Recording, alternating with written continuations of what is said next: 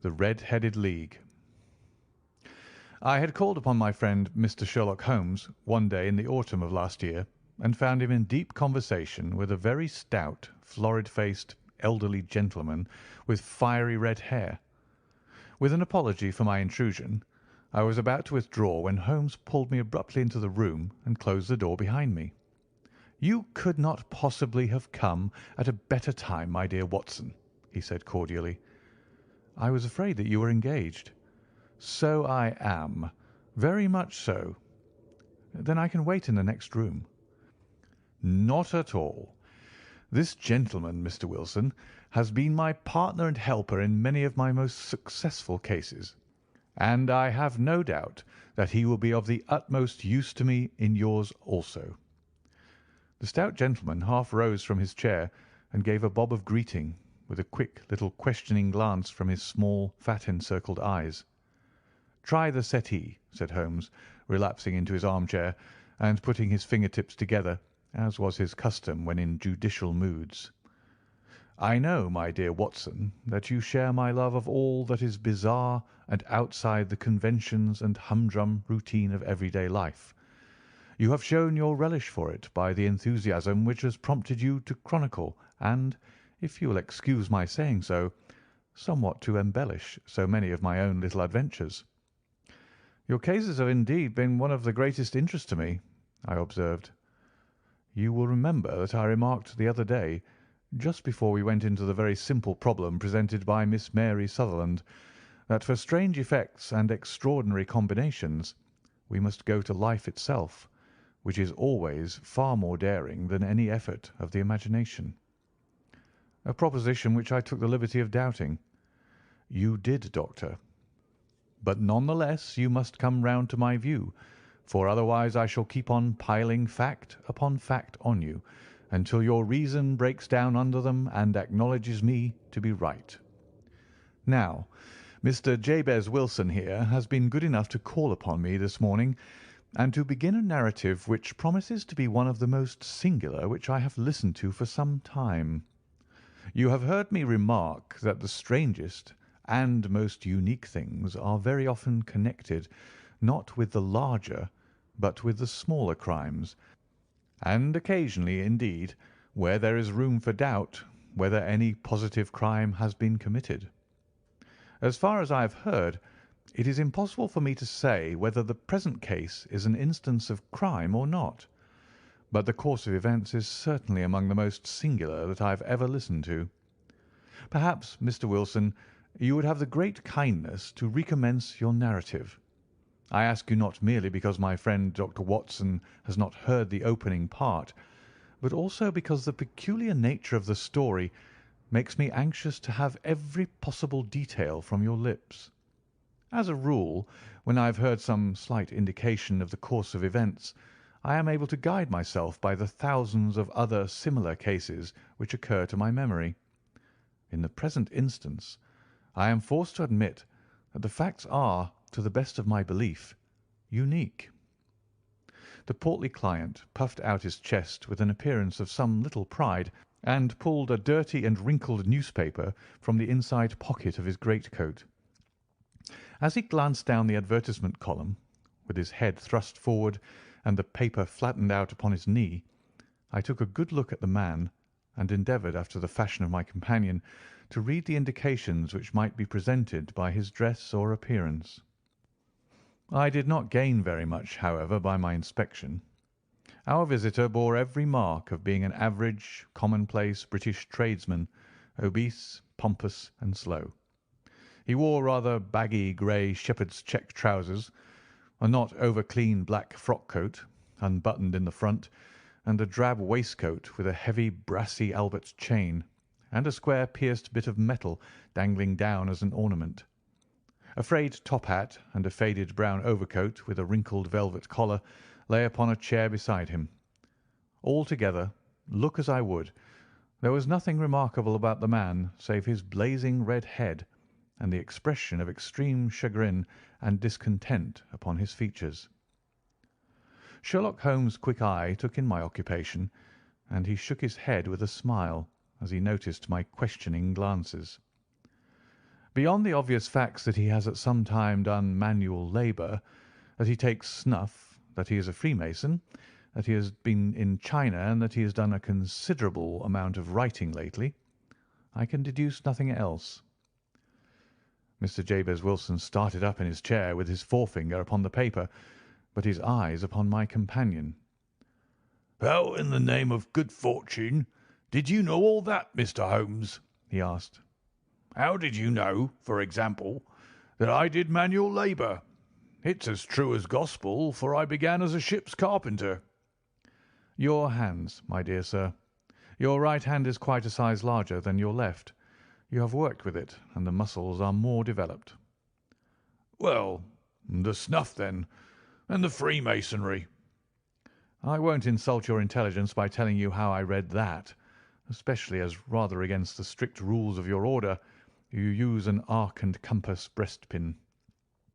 "Ah, of course. I forgot that. But the writing?" "What else can be indicated by that right cuff, so very shiny for 5 inches, and the left one with the smooth patch near the elbow, where you rest it upon the desk?" "Well, but China?" "The fish that you have tattooed immediately above your right wrist could only have been done in China. I have made a small study of tattoo marks, and have even contributed to the literature of the subject. That trick of staining the fish's scales of a delicate pink is quite peculiar to China. When, in addition, I see a Chinese coin hanging from your watch chain, the matter becomes even more simple." Mr. Jabez Wilson laughed heavily. "Ha, ha! Well, I never!" said he. "I thought at first that you had done something clever, but I see that there was nothing in it after all." "I begin to think, Watson," said Holmes, "that I make a mistake in explaining. Omne ignotum pro magnifico, you know, and my poor little reputation, such as it is, will suffer shipwreck if I am so candid. Can you not find the advertisement, Mr. Wilson?" Yes, I have got it now," he answered with his thick red finger planted halfway down the column. "Here it is. This is what began it all. You just read it for yourself, sir." I took the paper from him and read as follows: "To the Red-Headed League. On account of the bequest of the late Ezekiah Hopkins of Lebanon, Pennsylvania, USA, there is now another vacancy open which entitles a member of the League to a salary of £4 a week for purely nominal services. All red-headed men who are sound in body and mind and above the age of 21 years are eligible. Apply in person on Monday at 11 o'clock to Duncan Ross at the offices of the League, 7 Pope's Court, Fleet Street." "What on earth does this mean?" I ejaculated, after I had twice read over the extraordinary announcement. Holmes chuckled and wriggled in his chair, as was his habit when in high spirits. "It is a little off the beaten track, isn't it?" said he. "And now, Mr. Wilson, off you go at scratch and tell us all about yourself, your household, and the effect which this advertisement had upon your fortunes. You will first make a note, Doctor, of the paper and the date." "It is the Morning Chronicle of April 27th, 1890. Just 2 months ago." "Very good. Now, Mr. Wilson?" "Well, it is just as I've been telling you, Mr. Sherlock Holmes," said Jabez Wilson, mopping his forehead. "I have a small pawnbroker's business at Coburg Square, near the sea. It's not a very large affair, and of late years it has not done more than just give me a living. I used to be able to keep 2 assistants, but now I only keep 1, and I would have a job to pay him, but that he is willing to come for half wages, so as to learn the business." "What is the name of this obliging youth?" asked Sherlock Holmes. "His name is Vincent Spaulding, and he's not such a youth either. It's hard to say his age. I should not wish a smarter assistant, Mr. Holmes, and I know very well that he could better himself and earn twice what I'm able to give him. But after all, if he is satisfied, why should I put ideas in his head?" "Why, indeed? You seem most fortunate in having an employee who comes under the full market price. It is not a common experience among employers in this age. I don't know that your assistant is not as remarkable as your advertisement." "Oh, he has his faults too," said Mr. Wilson. "Never was such a fellow for photography. Snapping away with a camera when he ought to be improving his mind, and then diving down into the cellar like a rabbit into its hole to develop his pictures. That is his main fault, but on the whole he's a good worker. There's no vice in him." "He is still with you, I presume?" "Yes, sir. He and a girl of 14 who does a bit of simple cooking and keeps the place clean. That's all I have in the house, for I am a widower and never had any family. We live very quietly, sir, the three of us, and we keep a roof over our heads and pay our debts, if we do nothing more. The first thing that put us out was that advertisement. Spaulding, he came down into the office just this day, 8 weeks, with this very paper in his hand, and he says, 'I wish to the Lord, Mr. Wilson, that I was a red-headed man.' 'Why that?' I asks. 'Why,' says he, 'here's another vacancy on the League of the Red-Headed Men. It's worth quite a little fortune to any man who gets it, and I understand that there are more vacancies than there are men, so that the trustees are at their wits' end what to do with the money. If my hair would only change colour, there's a nice little crib all ready for me to step into.'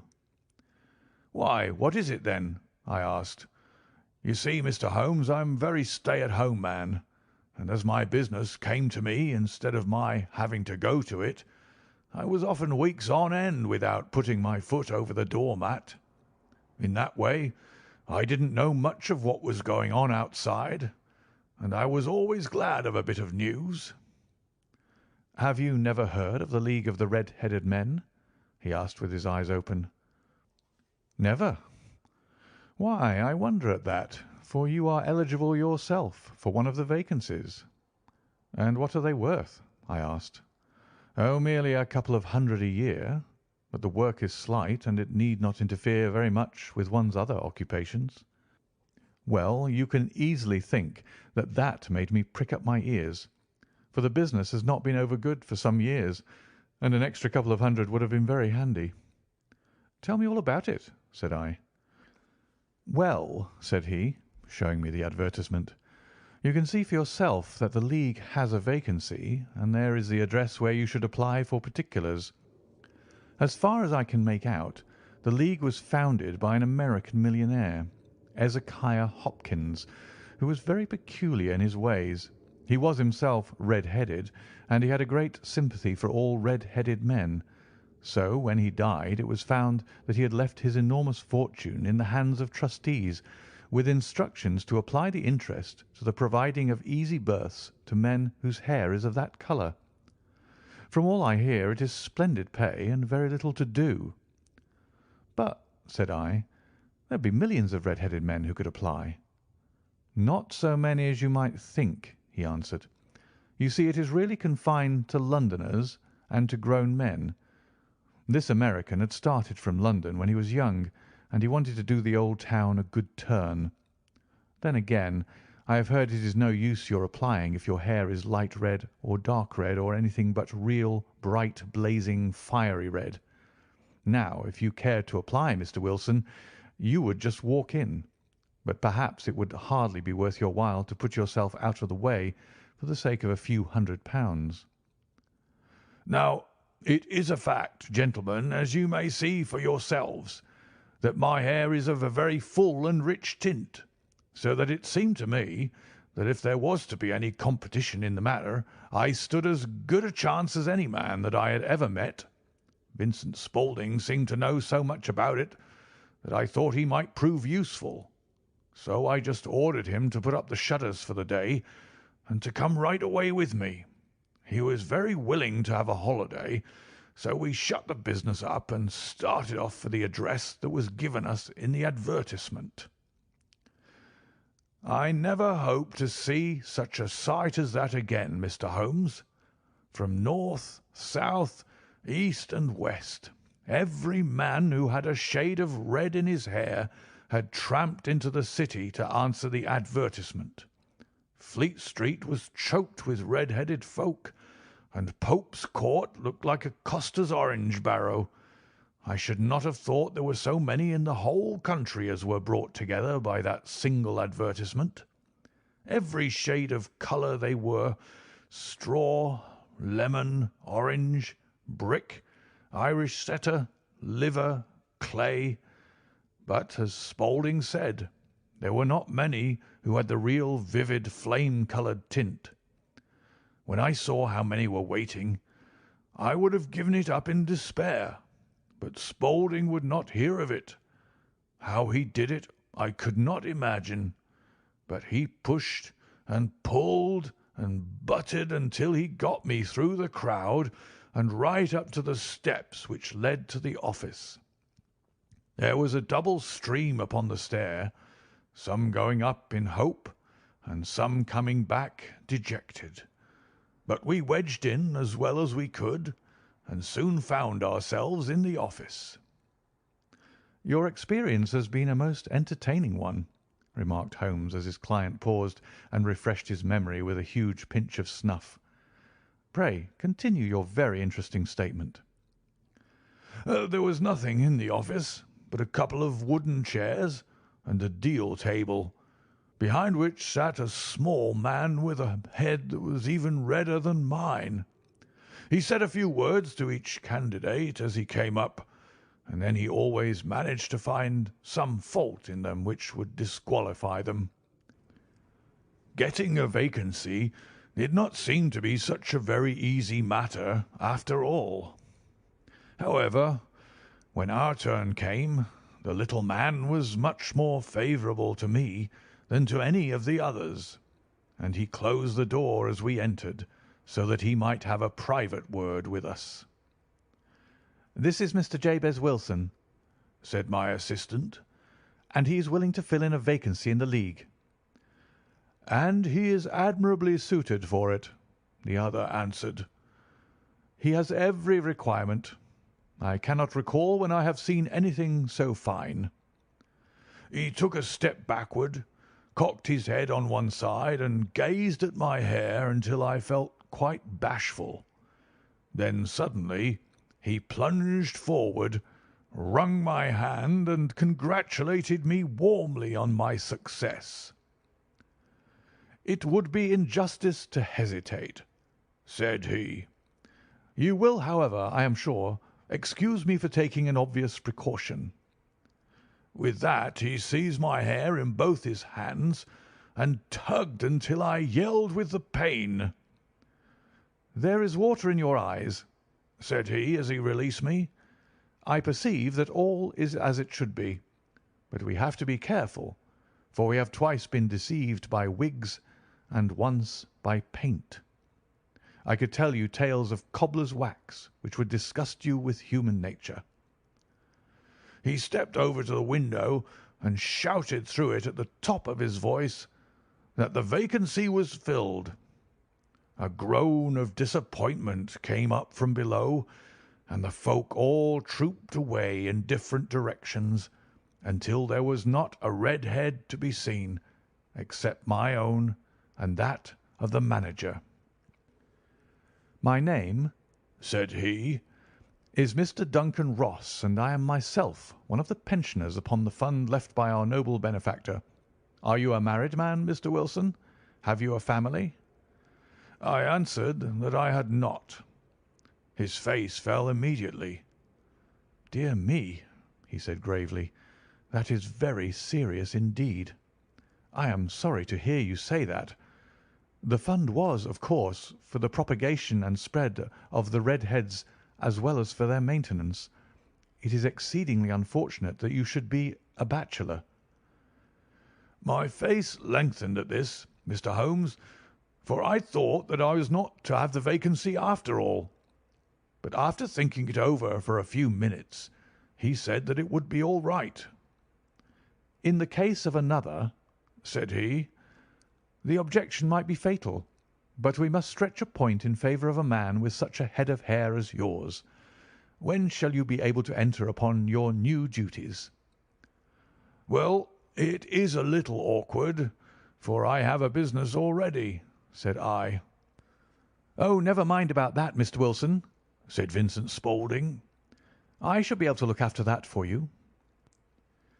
"What would be the hours?" I asked. 10 to 2. "Now, a pawnbroker's business is mostly done of an evening, Mr. Holmes, especially Thursday and Friday evening, which is just before pay-day, so it would suit me very well to earn a little in the mornings. Besides, I knew that my assistant was a good man, and that he would see to anything that turned up." "That would suit me very well," said I. "And the pay?" "Is £4 a week." "And the work?" "Is purely nominal." "What do you call purely nominal?" "Well, you have to be in the office, or at least in the building, the whole time. If you leave, you forfeit your whole position for ever. The will is very clear upon that point. You don't comply with the conditions if you budge from the office during that time." "It's only 4 hours a day, and I should not think of leaving," said I. "No excuse will avail," said Mr. Duncan Ross. "Neither sickness nor business nor anything else. There you must stay, or you lose your billet." "And the work?" "Is to copy out the Encyclopaedia Britannica. There is the first volume of it in that press. You must find your own ink, pens, and blotting paper, but we provide this table and chair. Will you be ready tomorrow?" "Certainly," I answered. "Then good-bye, Mr. Jabez Wilson, and let me congratulate you once more on the important position which you have been fortunate enough to gain." He bowed me out of the room, and I went home with my assistant, hardly knowing what to say or do, I was so pleased at my own good fortune. Well, I thought over the matter all day, and by evening I was in low spirits again, for I had quite persuaded myself that the whole affair must be some great hoax or fraud, though what its object might be I could not imagine. It seemed altogether past belief that anyone could make such a will, or that they should pay such a sum for doing anything so simple as copying out the Encyclopaedia Britannica. Vincent Spaulding did what he could do to cheer me up, but by bedtime I had reasoned myself out of the whole thing. However, in the morning I determined to have a look at it anyhow, so I bought a penny bottle of ink, and with a quill pen and 7 sheets of foolscap paper, I started off for Pope's Court. Well, to my surprise and delight, everything was as right as possible. The table was set out ready for me, and Mr. Duncan Ross was there to see that I got fairly to work. He started me off upon the letter A, and then he left me, but he would drop in from time to time to see that all was right with me. At 2 o'clock he bade me good day, complimented me upon the amount that I had written, and locked the door of the office after me. This went on day after day, Mr. Holmes, and on Saturday the manager came in and planked down 4 gold sovereigns for my week's work. It was the same next week, and the same the week after. Every morning I was there at 10, and every afternoon I left at 2. By degrees, Mr. Duncan Ross took to coming in only once of a morning, and then, after a time, he did not come in at all. Still, of course, I never dared to leave the room for an instant, for I was not sure when he might come, and the billet was such a good one and suited me so well that I would not risk the loss of it. 8 weeks passed away like this, and I had written about abbots and archery and armour and architecture and Attica, and hoped with diligence that I might get on to the B's before very long. It cost me something in foolscap, and I had pretty nearly filled a shelf with my writings, and then suddenly the whole business came to an end." "To an end?" "Yes, sir, and no later than this morning. I went to my work as usual at 10 o'clock, but the door was shut and locked with a little square of cardboard hammered onto the middle of the panel with a tack. Here it is, and you can read for yourself."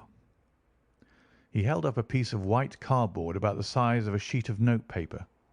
It read in this fashion: "The Red-Headed League is dissolved. October 9th, 1890." Sherlock Holmes and I surveyed this curt announcement and the rueful face behind it until the comical side of the affair so completely overtopped every other consideration that we both burst out into a roar of laughter. "I cannot see that there is anything very funny," cried our client, flushing up to the roots of his flaming head. "If you can do nothing better than laugh at me, I can go elsewhere." "No, no," cried Holmes, shoving him back into the chair from which he had half risen. "I really wouldn't miss your case for the world. It is most refreshingly unusual, but there is, if you will excuse me saying so, something just a little funny about it. Pray, what steps did you take when you found the card upon the door?" "I was staggered, sir. I did not know what to do. Then I called at the offices round, but none of them seemed to know anything about it. Finally I went to the landlord, who is an accountant living on the ground floor, and I asked him if he could tell me what had become of the Red-Headed League. He said that he had never heard of any such body. Then I asked him who Mr. Duncan Ross was. He answered that the name was new to him.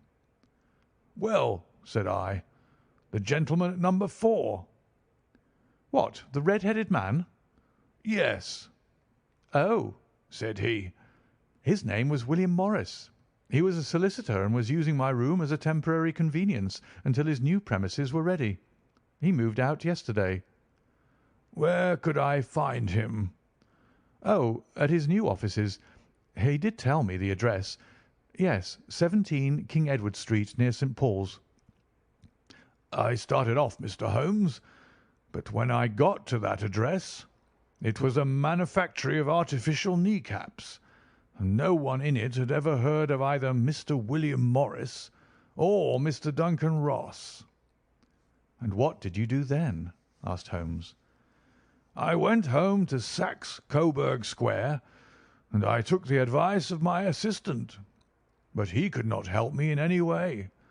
He could only say that if I waited I should hear by post. But that was not quite good enough, Mr. Holmes. I did not wish to lose such a place without a struggle. So, as I had heard that you were good enough to give advice to poor folk who were in need of it, I came right away to you." "And you did very wisely," said Holmes. "Your case is an exceedingly remarkable one, and I shall be happy to look into it. From what you have told me, I think that it is possible that graver issues hang from it than might at first sight appear." "Grave enough," said Mr. Jabez Wilson. "Why, I have lost £4 a week." "As far as you are personally concerned," remarked Holmes, "I do not see that you have any grievance against this extraordinary league. On the contrary, you are, as I understand, richer by some £30, to say nothing of the minute knowledge which you have gained on every subject which comes under the letter A. You have lost nothing by them." "No, sir, but I want to find out about them, and who they are, and what their object was in playing this prank, if it was a prank, upon me. It was a pretty expensive joke for them, for it cost them £32. "We shall endeavour to clear up these points for you. And first, one or two questions, Mr. Wilson. This assistant of yours who first called your attention to the advertisement, How long had he been with you?" "Oh, about a month then." "How did he come?" "In answer to an advertisement." "Was he the only applicant?" "No, I had a dozen." "Why did you pick him?" "Because he was handy and would come cheap." "At half wages, in fact?" "Yes." "What is he like, this Vincent Spaulding?"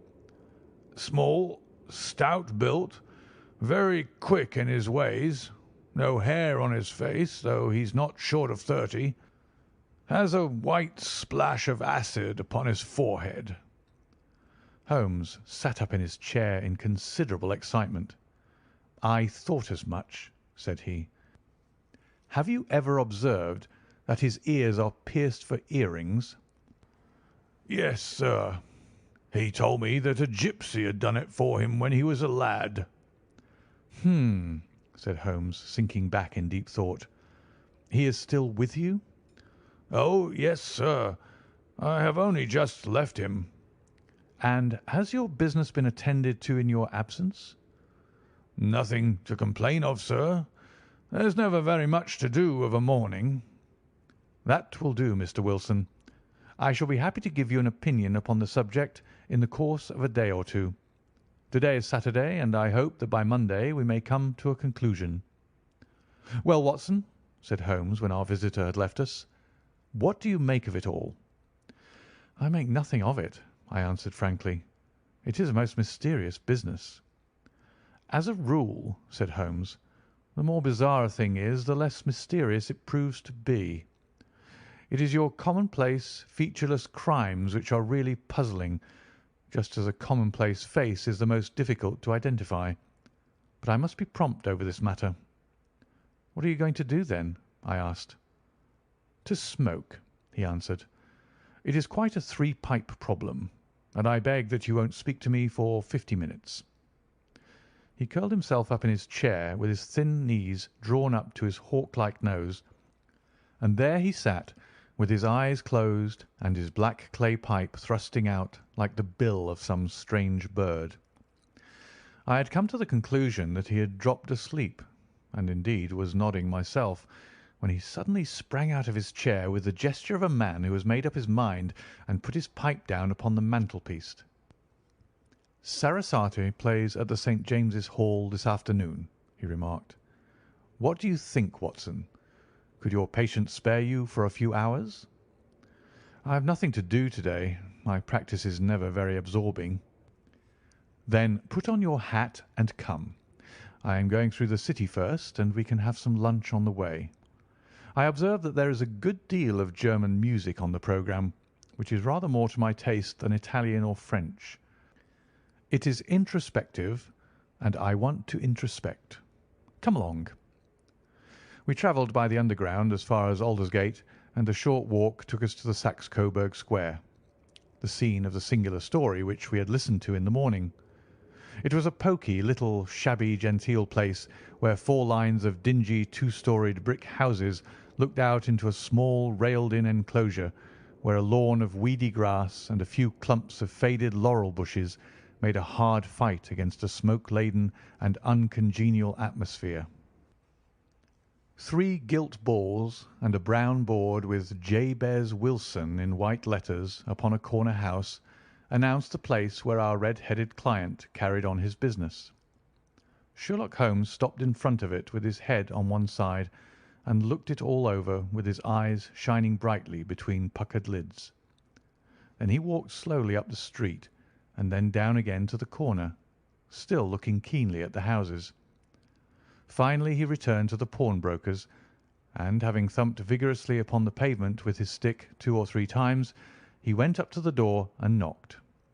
It was instantly opened by a bright-looking, clean-shaven young fellow, who asked him to step in. "Thank you," said Holmes. "I only wished to ask you how you would go from here to the Strand." "Third right and 4th left," answered the assistant promptly, closing the door. "Smart fellow, that," observed Holmes as we walked away. "He is, in my judgment, the 4th smartest man in London, and for daring I am not sure that he has not a claim to be 3rd. I have known something of him before."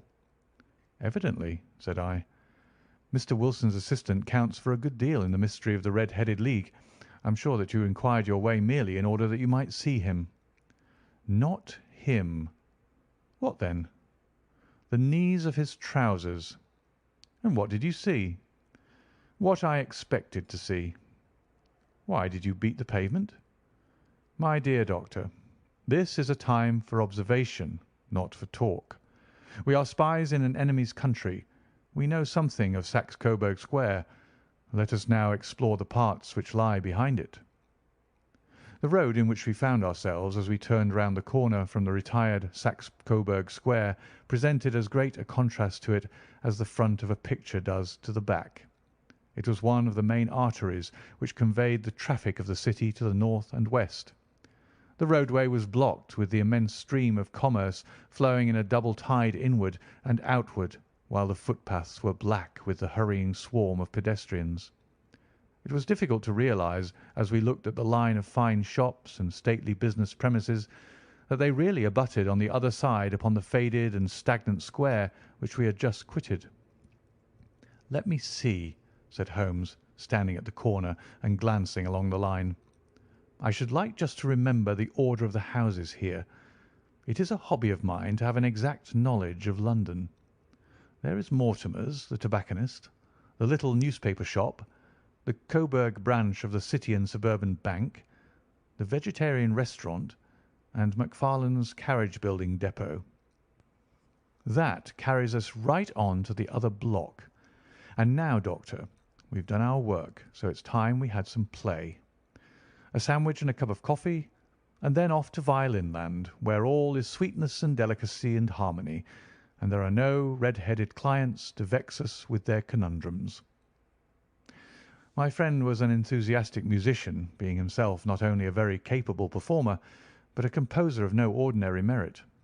All the afternoon he sat in the stalls, wrapped in the most perfect happiness, gently waving his long, thin fingers in time to the music, while his gently smiling face and his languid, dreamy eyes were as unlike those of Holmes the sleuth hound, Holmes the relentless, keen-witted, ready-handed criminal agent, as it was possible to conceive.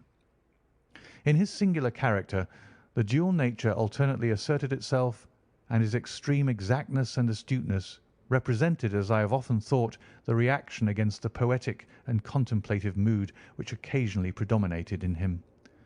The swing of his nature took him from extreme languor to devouring energy, and, as I knew well, he was never so truly formidable as when, for days on end, he had been lounging in his armchair amid his improvisations and his black-letter editions. Then it was that the lust of the chase would suddenly come upon him, and that his brilliant reasoning power would rise to the level of intuition, until those who were unacquainted with his methods would look askance at him as on a man whose knowledge was not that of other mortals. When I saw him that afternoon so enwrapped in the music at St. James's Hall, I felt that an evil time might be coming upon those whom he had set himself to hunt down. "You want to go home, no doubt, Doctor," he remarked as we emerged. "Yes, it would be as well. And I have some business to do which will take some hours. This business at Coburg Square is serious." "Why serious?" "A considerable crime is in contemplation. I have every reason to believe that we shall be in time to stop it. But today being Saturday rather complicates matters. I shall want your help tonight." "At what time?" 10 will be early enough. I shall be at Baker Street at 10. "Very well. And I say, Doctor, there may be some little danger, so kindly put your army revolver in your pocket." He waved his hand, turned on his heel, and disappeared in an instant among the crowd.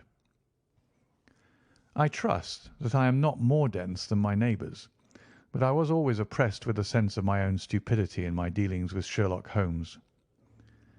Here I had heard what he had heard. I had seen what he had seen.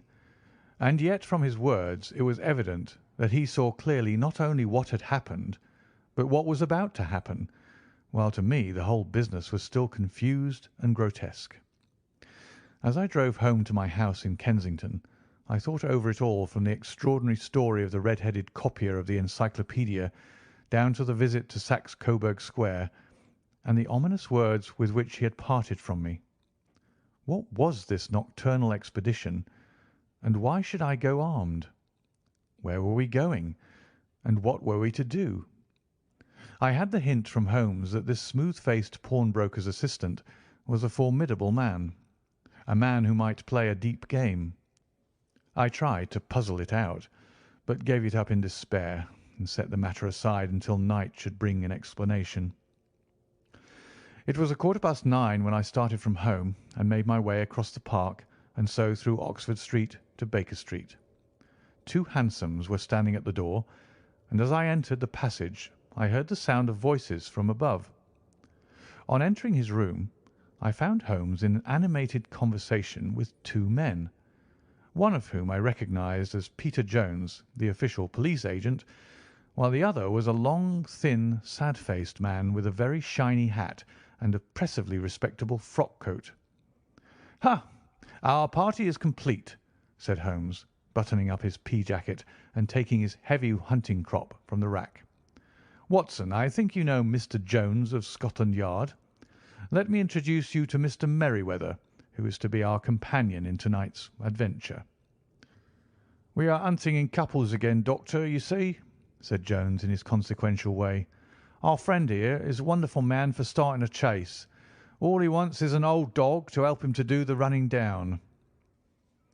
"I hope a wild goose may not prove to be the end of our chase," observed Mr. Merryweather gloomily.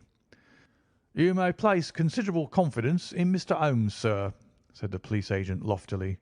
"He has his own little methods, which are, if you won't mind my saying so, just a little too theoretical and fantastic, but he has the makings of a detective in him. It is not too much to say that once or twice, as in that business of the Sholto murder and the Agra treasure, he has been more nearly correct than the official force." "Oh, if you say so, Mr. Jones, it is all right," said the stranger with deference. "Still, I confess that I miss my rubber. It is the first Saturday night for 27 years that I have not had my rubber." "I think you will find," said Sherlock Holmes, "that you will play for a higher stake tonight than you have ever done yet, and that the play will be more exciting. For you, Mr. Merryweather, the stake will be some £30,000, and for you, Jones, it will be the man upon whom you wish to lay your hands." "John Clay, the murderer, thief, smasher, and forger. He's a young man, Mr. Merryweather, but he is at the head of his profession, and I would rather have my bracelets on him than any criminal in London. He's a remarkable man, is young John Clay. His grandfather was a royal duke, and he himself has been to Eton and Oxford.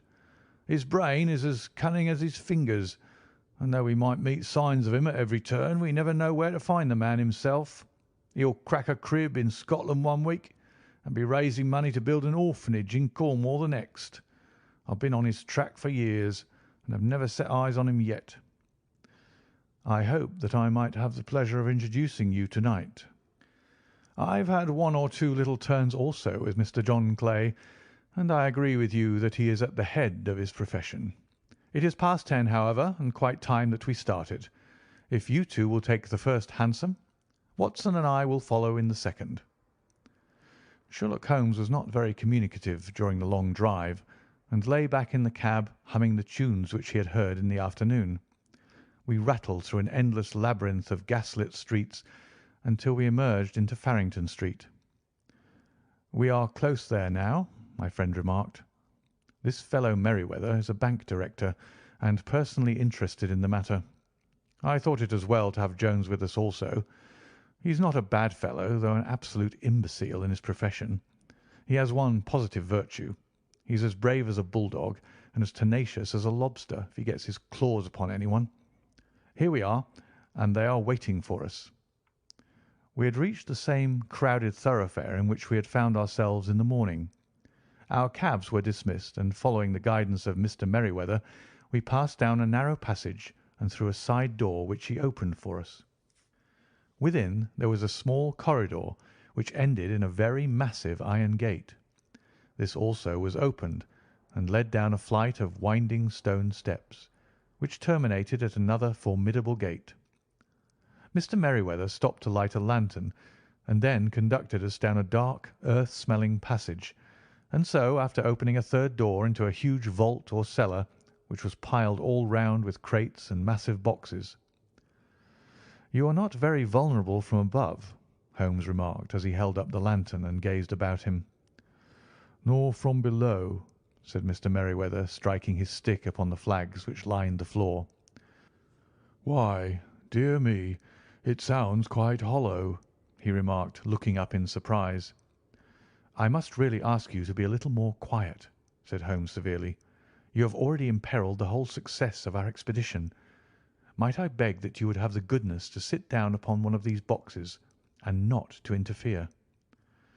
The solemn Mr. Merryweather perched himself upon a crate, with a very injured expression upon his face, while Holmes fell upon his knees upon the floor, and with the lantern and a magnifying lens began to examine minutely the cracks between the stones. A few seconds sufficed to satisfy him, for he sprang to his feet again and put his glass in his pocket. "We have at least an hour before us," he remarked, "for they can hardly take any steps until the good pawnbroker is safely in bed. Then they will not lose a minute, for the sooner they do their work, the longer time they will have for their escape. We are at present, Doctor, as no doubt you have divined, in the cellar of the City branch of one of the principal London banks. Mr. Merryweather is the chairman of directors, and he will explain to you that there are reasons why the more daring criminals of London should take a considerable interest in this cellar at present." "It is our French gold," whispered the director. "We have had several warnings that an attempt might be made upon it." "Your French gold?" "Yes. We had occasion some months ago to strengthen our resources, and borrowed for that purpose 30,000 napoleons from the Bank of France. It has become known that we have never had occasion to unpack the money, and that it is still lying in our cellar.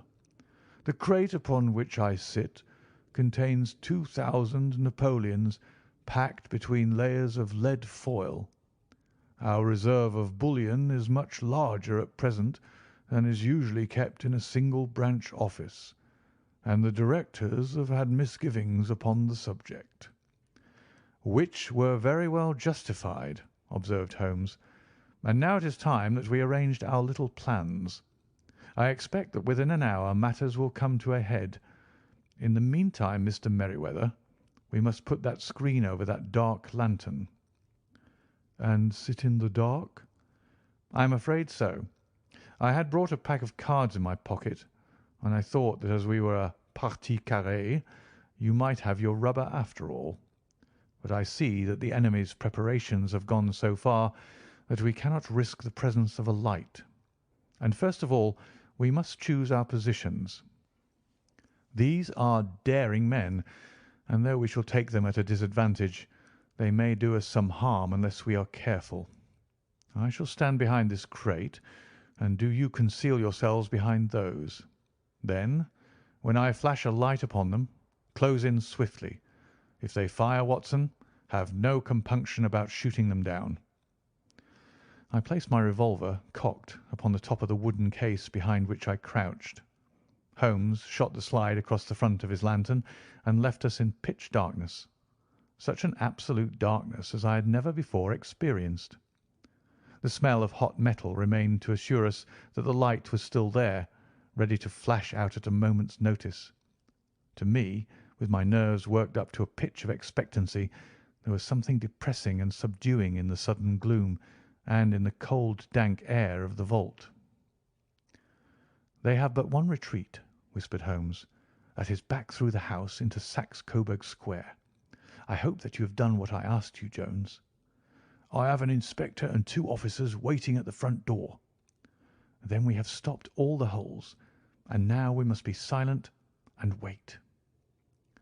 What a time it seemed! From comparing notes afterwards, it was but an hour and a quarter. Yet it appeared to me that the night must have almost gone and the dawn be breaking above us. My limbs were weary and stiff, for I feared to change my position. Yet my nerves were worked up to the highest pitch of tension, and my hearing was so acute that I could hear the gentle breathing of my companions, but I could distinguish the deeper, heavier in-breath of the bulky Jones from the thin, sighing note of the bank director. From my position I could look over the case in the direction of the floor. Suddenly my eyes caught the glint of a light. At first it was but a lurid spark upon the stone pavement. Then it lengthened out until it became a yellow line, and then, without any warning or sound, a gash seemed to open and a hand appeared, a white, almost womanly hand, which felt about in the centre of the little area of the light. For a minute or more the hand, with its writhing fingers, protruded out of the floor. Then it was withdrawn as suddenly as it appeared, and all was dark again save the single lurid spark which marked a chink between the stones. Its disappearance, however, was but momentary. With a rending, tearing sound, one of the broad white stones turned over upon its side and left a square, gaping hole through which streamed the light of a lantern.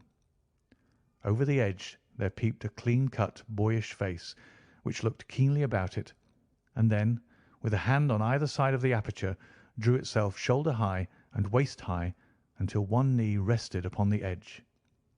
In another instant he stood at the side of the hole and was hauling after him a companion, lithe and small like himself, with a pale face and a shock of very red hair. "It is all clear," he whispered. "Have you the chisel and the bags? Great Scott! Jump, Archie, jump, and I'll swing for it." Sherlock Holmes had sprung out and seized the intruder by the collar. The other dived down the hole, and I heard the sound of rending cloth as Jones clutched at his skirts. The light flashed upon the barrel of a revolver, but Holmes' hunting crop came down on the man's wrist, and the pistol clinked upon the stone floor. "It's no use, John Clay," said Holmes blandly. "You have no chance at all." "So I see," the other answered with the utmost coolness. "I fancy that my pal is all right, though. I see you've got his coat-tails." "There are 3 men waiting for him at the door," said Holmes. "Oh, indeed, you seem to have done the thing very completely. I must compliment you." "And I you," Holmes answered. "Your red-headed idea was very new and effective." "You'll see your pal again presently," said Jones. "He's quicker at climbing down holes than I am. Just hold out while I fix the derbies." "I beg that you'll not touch me with your filthy hands," remarked our prisoner as the handcuffs clattered upon his wrists. "You may not be aware that I have royal blood in my veins. Have the goodness also, when you address me, always to say 'sir' and 'please.'" "All right," said Jones with a stare and a snigger. "Well, would you please, sir, march upstairs, where we can get a cab to carry your highness to the police station?" "That is better," said John Clay serenely. He made a sweeping bow to the 3 of us and walked quietly off in the custody of the detective. "Really, Mr. Holmes," said Mr. Merryweather as we followed them from the cellar, "I do not know how the bank can thank you or repay you. There is no doubt that you have detected and defeated in the most complete manner one of the most determined attempts at bank robbery that have ever come within my experience." "I have had 1 or 2 little scores of my own to settle with Mr. John Clay," said Holmes. "I have been at some small expense over this matter, which I shall expect the bank to refund. But beyond that I am amply repaid by having had an experience which is in many ways unique, and by hearing the very remarkable narrative of the Red-Headed League. You see, Watson," he explained in the early hours of the morning as we sat over a glass of whisky and soda in Baker Street, "it was perfectly obvious from the first that the only possible object of this rather fantastic business of the advertisement of the League and the copying of the encyclopaedia must be to get this not over-bright pawnbroker out of the way for a number of hours every day. It was a curious way of managing it, but really it would be difficult to suggest a better. The method was no doubt suggested to Clay's ingenious mind by the colour of his accomplice's hair. The £4 a week was a lure which must draw him, and what was it to them who were playing for thousands? They put in the advertisement, One rogue has the temporary office, the other rogue incites the man to apply for it, and together they manage to secure his absence every morning in the week. From the time that I heard of the assistant having come for half wages, it was obvious to me that he had some strong motive for securing the situation. But how could you guess what the motive was? Had there been women in the house, I should have suspected a mere vulgar intrigue. That, however, was out of the question. The man's business was a small one, and there was nothing in his house which could account for such elaborate preparations and such an expenditure as they were at. It must then be something out of the house. What could it be? I thought of the assistant's fondness for photography and his trick of vanishing into the cellar. The cellar. There was the end of this tangled clue. Then I made inquiries as to this mysterious assistant and found that I had to deal with one of the coolest and most daring criminals in London.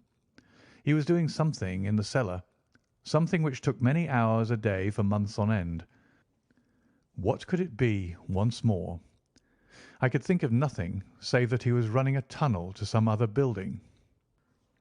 So far I had got when we went to visit the scene of action.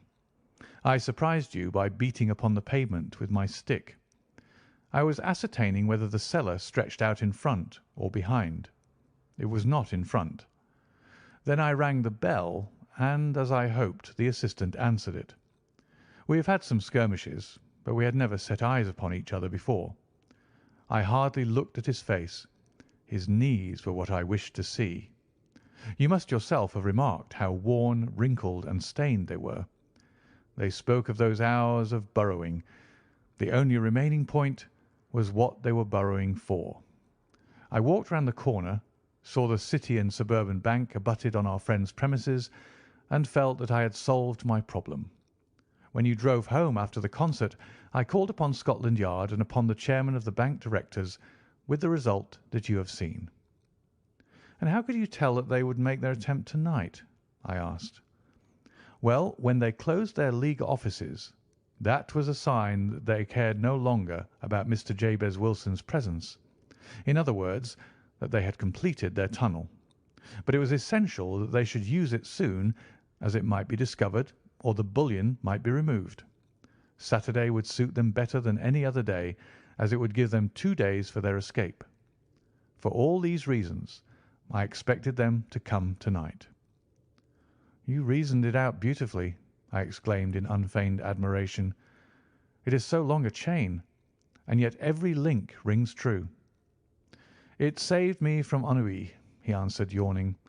Alas, I already feel it closing in upon me.